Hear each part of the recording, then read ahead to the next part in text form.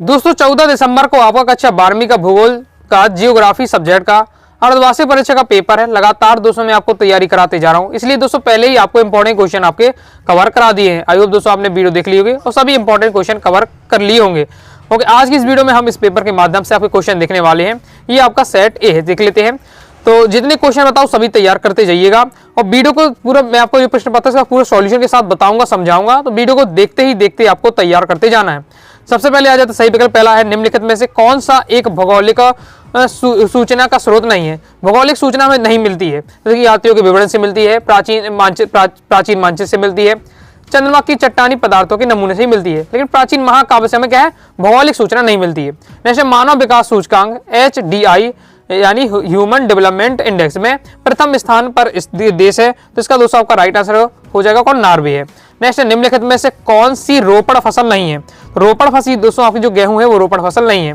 Next, किस देश में रेल मार्गों के जाल का सघनतम घनत्व पाया जाता है, तो इसका दोस्तों आपका राइट आंसर हो जाएगा संयुक्त राज्य अमेरिका। नेक्स्ट दोस्तों, निम्न में से किस प्रदेश का जनसंख्या घनत्व उच्चतम है, तो इसका राइट आंसर हो जाएगा बिहार। उत्तर भारत में सिंचाई का मुख्य साधन कौन सा है, हो जाएगा दोस्तों आपका राइट आंसर नलकूप। अब दोस्तों आ जाते हैं रेगिस्तानों की पूर्ति कीजिए। पहला दोस्तों हमारे इसमें क्वेश्चन है, भूगोल में किसी भी घटना का अध्ययन डायरेक्ट ढंग से किया जाता है, तो भौगोलिक ढंग से किया जाता है। भूगोल में किस ढंग से किया जाता है, भौगोलिक ढंग से किया जाता है किसी भी घटना का अध्ययन। नेक्स्ट है, विश्व में जनसंख्या की दृष्टि से देश में प्रथम है, तो चीन है। ओके, चीन इसका राइट आंसर हो जाएगा।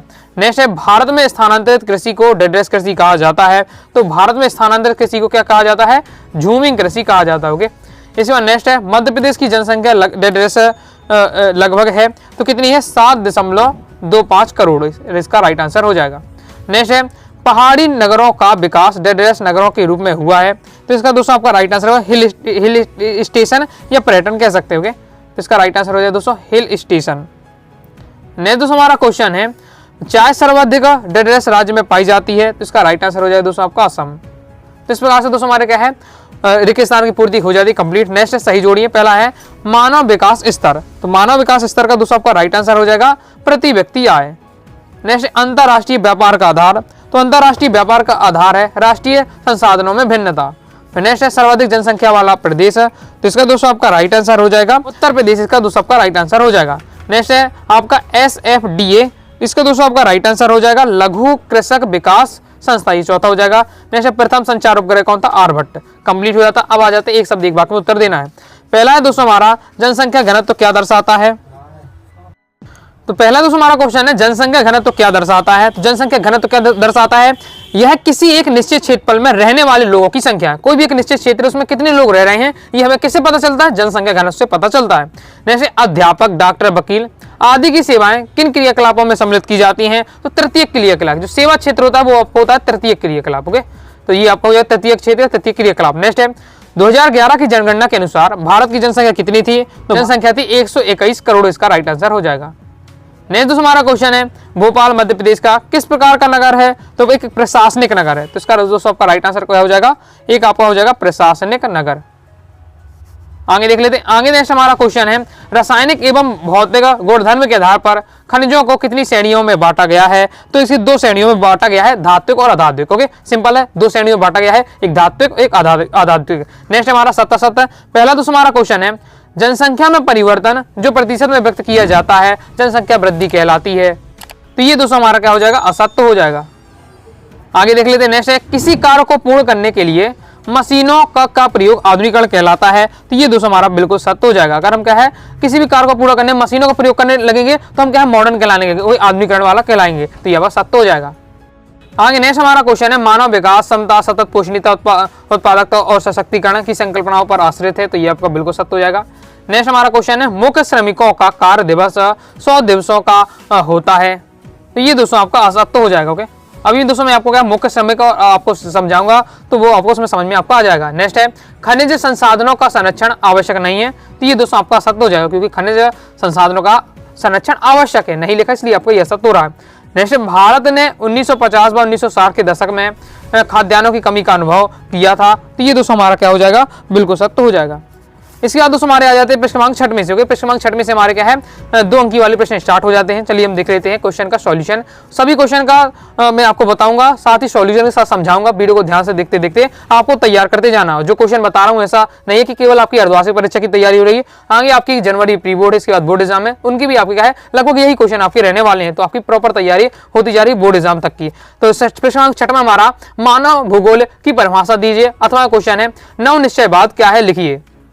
तो मानव भूगोल की हमसे परिभाषा पूछी जा रही है। तो एलन सी सैंपल के अनुसार क्या है मानव भूगोल क्रियाशील मानव एवं गतिशील पृथ्वी के परिवर्तनशील संबंधों का अध्ययन है। सिंपल लैंग्वेज में दिया हुआ है, एक लाइन में। ओके, 2 नंबर वाले केवल एक 2 लाइन में आपको समझाना है। ओके, तैयार कर लीजिएगा। जैसे नव निश्चयवाद क्या है लिखिए। तो नव निश्चयवाद विचारधारा का अर्थ है कि अगर मानव प्रकृति नियमों का अनुपालन करे तो मानव जाति प्रकृति पर क्या है विजय प्राप्त कर सकता है। ये आपका हो जाता कंप्लीट। आगे देख लेते हैं। आगे नहीं तो हमारा प्रश्न क्रमांक 7वां है जनसंख्या घनत्व कैसे ज्ञात किया जाता है लिखिए। अथवा में है आशोधित जन्म दर से क्या आशय है, आशोधित जन्म दर का सूत्र लिखिए। सॉल्यूशन हम दोस्तों देख लेते हैं। जनसंख्या घनत्व कैसे ज्ञात किया जाता है लिखिए। तो प्रति इकाई क्षेत्र पर निवास करने वाले व्यक्तियों की संख्या को क्या कहते हैं, जनसंख्या घनत्व कहते हैं। बहुत ज्यादा महत्वपूर्ण है। तो जनसंख्या घनत्व का फॉर्मूला क्या होता है, कुल जनसंख्या बटे क्या होता है, कुल क्षेत्रफल। कुल जनसंख्या बटे कुल क्षेत्रफल। आगे नेक्स्ट हमारा क्वेश्चन अथवा में है आशोधित जन्म दर से क्या आशय है, आशोधित जन्म दर का सूत्र लिखिए। तो यह मध्य वर्ष के प्रति 1000 जनसंख्या के अनुपात में होने वाले जन्मों की संख्या में व्यक्त की जाती है। ओके, इसके लिए आपको ये दिया हुआ, इस माप के लिए केवल जीवित शिशुओं का जन्म को ही गिना जाता है। ओके, अब शिशु तो जन्म लेते हैं लेकिन कुछ इसमें मृत भी होते हैं, तो मृत को हटा दिया जाए, केवल जीवित शिशुओं को इसमें गिना जाता है। आशोधित जन्म दर का ये फॉर्मूला आपका दिया हुआ, तो तैयार करके रख लेना है, क्योंकि यह सूत्र भी आपसे पूछा जाता है। कंप्लीट हो जाता है। आगे देख लेते हैं। आगे तो हमारा प्रश्न क्रमांक 8वां है मानव विकास सूचकांक क्या है। अथवा क्वेश्चन है मानव विकास में सतत पोषणीयता से क्या आशय है। सॉल्यूशन हम देख लेते हैं। मानव विकास सूचकांक क्या है। मानव विकास सूचकांक आधारभूत मानव विकास की औसत उपलब्धियों का एक सरल लिस्ट सूचकांक है, जिससे विभिन्न देशों का पदानुक्रम निर्धारित किया जाता है।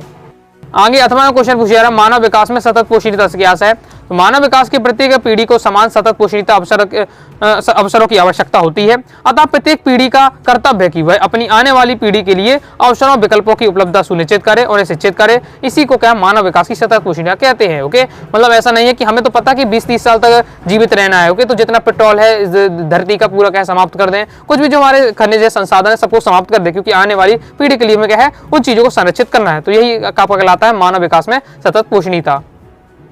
आगे तो हमारा प्रश्न क्रमांक 9वां है प्राथमिक क्षेत्र के अंतर्गत आने वाले व्यवसाय को लिखिए। अथवा में क्वेश्चन हमसे पूछा जा रहा है तृतीय क्रियाकलाप क्या है, उदाहरण सहित लिखिए। देख लेते दोस्तों हम सॉल्यूशन। प्राथमिक क्षेत्र किसे कहते हैं, इसके अंतर्गत आने वाले व्यवसाय। ओके, तो देख लेते प्राथमिक क्षेत्र क्या कहलाते हैं, जीवन यापन के लिए मानव द्वारा अपनाए जाने वाले व्यवसाय जिनका संबंध किससे होता है, भौतिक पर्यावरण से होता है, प्राथमिक क्षेत्र या व्यवसाय कहलाते हैं। और इसके अंतर्गत कौन कौन से आते हैं आपके व्यवसाय, जैसे वनों का असंगठन, आखेट करना, मछली पकड़ना, कृषि करना, खनिज निकालना। बिल्कुल सिंपल दिया हुआ है, आपके प्राथमिक क्षेत्र कहलाते हैं। तैयार रखिएगा, बहुत ज्यादा इंपॉर्टेंट है। साथ ही आपका वस्तुनिष्ठ पूछा जाता है कि निम्न में से प्राकृतिक क्षेत्र है, तो इस प्रकार से क्वेश्चन आ जाता है कि निम्न में से प्राकृतिक क्षेत्र नहीं है, समझ कर रखना है। अथवा क्वेश्चन है हमारा उत्पादन में परोक्ष रूप से सहायक देने वाली सेवाओं को तृतीयक क्रियाओं की श्रेणी में रखा जाता है। तृतीयक क्रियाएं क्या है, उदाहरण शायद आपको समझाना था। ओके, तो ये आपका दिया हुआ है कि उत्पादन के परोक्ष रूप से सहायक देने वाली जो सेवाएं सर्विस होती हैं तृतीयक क्रियाएं या तृतीयक व्यवसाय कहलाते हैं। इसके अंतर्गत कौन कौन सी चीजें आती हैं, व्यापार, यातायात, संचार, शिक्षा, स्वास्थ्य सेवाएं सम्मिलित हैं। आगे दोस्तों हम नेक्स्ट क्वेश्चन देख लेते हैं। नेक्स्ट दोस्तों हमारा प्रश्न 10वां है चिकित्सा पर्यटन कैसे कहते हैं, इसके 2 लाभ लिखिए। अथवा क्वेश्चन है चतुर्थ क्रियाकलाप क्या होते हैं। सॉल्यूशन हम देख लेते चिकित्सा पर्यटन किसे कहते हैं, इसके 2 लाभ। तो जब चिकित्सा उपचार को अंतरराष्ट्रीय पर्यटन गतिविधि से संबंध कर दिया जाता है उसे समांतर चिकित्सा पर्यटन कहा जाता है। उदाहरण इसके आपको लाभ भी बताने हैं। तो पहला है कि विकासशील देशों को चिकित्सा पर्यटन से अनेक लाभ प्राप्त होते हैं। दूसरा है महानगरों में अव्यवस्थित विश्व स्तरीय अस्पताल संपूर्ण विश्व के रोगियों का उपचार करते हैं। अथवा क्वेश्चन पूछा है चतुर्थ क्रियाकलाप क्या है। देखिए हमने तीनों चीजें सीख ली हैं। अभी पहले प्राथमिक क्षेत्र सीख लिया है, द्वितीय, फिर इसके बाद मैंने आपको तृतीय क्षेत्र बता दिया था। अब चतुर्थ क्रियाकलाप भी तैयार कर लेना है। तो चतुर्थ क्रियाकलाप सेवाओं में सूचना आधारित तथा अनुसंधान व विकास आधारित क्रियाकलापों को सम्मिलित किया जाता है। इसके अंतर्गत सूचना का संग्रहण, उत्पादन और प्रकीर्णन और सूचना का उत्पादन आता है। आगे देख लेते हैं। आगे बढ़ने से पहले दोस्तों बताना चाहूंगा, अगर दोस्तों आप क्लास 12th जियोग्राफी सब्जेक्ट की प्रॉपर तैयारी करना चाहते हैं, okay, all chapter important question answer, all chapter objective question answer, साथ ही previous year paper, model paper, solution साथ प्राप्त करना चाहते हैं, अनुराग साड़ी क्लासेस के क्लास 12th जियोग्राफी कोर्स को ज्वाइन कर सकते हैं। कई महीनों की मेहनत के बाद दोस्तों आपके लिए कंप्लीट टाइप करके पूरा ऑल चैप्टर इंपॉर्टेंट क्वेश्चन बनाया गया है। एग्जाम्पल के लिए आप देख सकते हैं, तो आपको कुछ बताया जा रहा है, तो कोई प्रॉपर बहुत ज्यादा सिलेक्टेड वाले क्वेश्चन आपको बताया जा रहे हैं। बाकी ऑल चैप्टर वाइज चैप्टर दिया हुआ है, टाइप करके पूरा मटेरियल तैयार किया गया है। ऑब्जेक्टिव रहेगा, साथ ही इंपॉर्टेंट क्वेश्चन आंसर रहेगा, प्रीवियस ईयर पेपर रहेगा, मॉडल पेपर रहेगा, प्रॉपर आप तैयारी कर पाएंगे एमपी बोर्ड एग्जाम की। तो कोर्स को दोस्तों ज्वाइन करने के लिए 90 39 53 40 79 इस दिए व्हाट्सएप नंबर पर मैसेज करके कोर्स के बारे में जानकारी ले सकते हैं और कोर्स को ज्वाइन कर सकते हैं। आगे नेक्स्ट हमारा प्रश्न 11वां है, मुख्य श्रमिक किसे कहते हैं, अथवा में क्वेश्चन हमारा सीमांत श्रमिक किसे कहते हैं। तो मुख्य श्रमिक किसे कहते हैं? मुख्य श्रमिक वह व्यक्ति कहलाता है जो एक वर्ष में कम से कम 183 दिन तक आर्थिक दृष्टि से लाभकारी कार्य करे। तो आपको याद रखना है, मुख्य श्रमिक कितने दिन का कम से कम रहना चाहिए? 183 दिन। ऑब्जेक्ट में भी हमने देखा भी था। इसके बाद देश की जनसंख्या में 30.5% क्या है मुख्य श्रमिक है, यह बताया जा रहा है। तो सीमांत श्रमिक क्या है? तो सीमांत श्रमिक क्या होते हैं?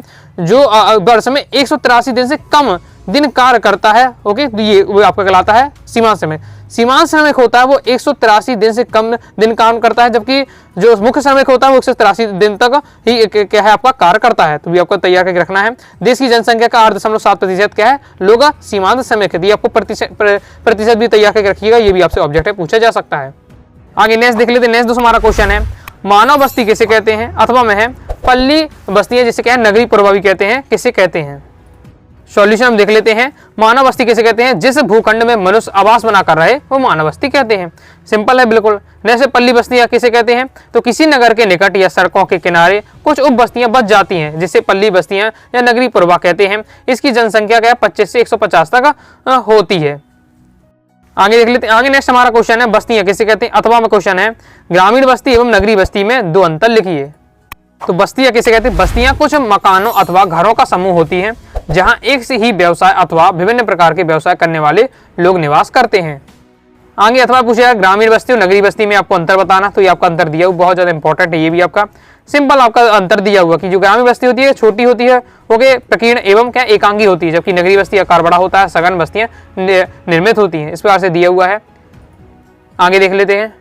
तो इस प्रकार से दोस्तों हमने क्या प्रश्न क्रमांक 13वें तक कंप्लीट कर लिए। दोस्तों आपके भूगोल के पेपर है, प्रश्न क्रमांक 13वें तक आपके 2 अंकी वाले प्रश्न आते हैं। इसके बाद दोस्तों आपको जो प्रश्न क्रमांक 14वां नंबर वाले प्रश्न यहाँ से स्टार्ट हो जाते हैं। सेकंड पार्ट में दोस्तों हम 3 अंकी वाले, 4 अंकी वाले और 5 अंक में जो आपके मानचित्र आता है, तो मानचित्र में आपको समझा दूंगा सेकंड पार्ट में। ओके, तो अभी आपको इतने तैयार कर लेना है। बाकी इससे पहले जो इंपॉर्टेंट क्वेश्चन बताया उन्हें भी आपको तैयार करके रखना है, तो आपकी कंप्लीट अर्धवार्षिक परीक्षा की तैयारी हो जाएगी। आई होप आपको वीडियो पसंद आएगी। वीडियो पसंद आएगी लाइक करके सब्सक्राइब जो कर दीजिएगा। साथ ही दोस्तों टेलीग्राम चैनल और व्हाट्सएप चैनल को ज्वाइन कर लीजिएगा। कोई दोस्तों डाउट आता है कमेंट बॉक्स में आप जरूर पूछिएगा। मिलते हैं नेक्स्ट वीडियो में, तब तक के लिए बाय बाय।